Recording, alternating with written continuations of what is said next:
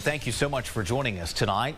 Growth in the city of Tyler has been focused on the south side of the city for many years. But these days, developers are turning their attention to West Tyler with plans for everything from a brand new grocery store to new living options. Take a drive down the Tyler Loop near Earl Campbell Parkway and you'll see the signs of progress.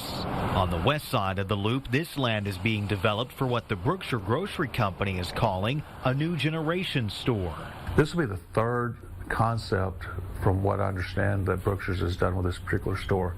The other two are in North Bossier and South Shreveport. Those are the other two. The store will serve as an anchor tenant for a development that's expected to include new places to eat and live.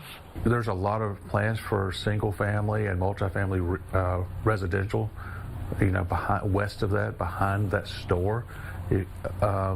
And there's already restaurants looking over there that have signed leases or letters of intent from understanding. And the growth is not limited to this side of the loop.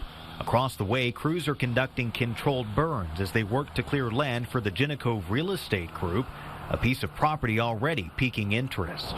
2 office buildings will also soon see new tenants as Tyler-based TechServe moves into the old Centene Healthcare building, while Heaton Eye Associates plans to move into the Fresenius Medical Care building.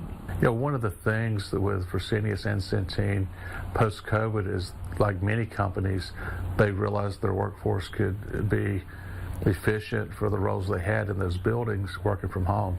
Looking down the road at what could come next for West Tyler, Martinez says it may involve a westward expansion of what he calls the prettiest road in all of Tyler.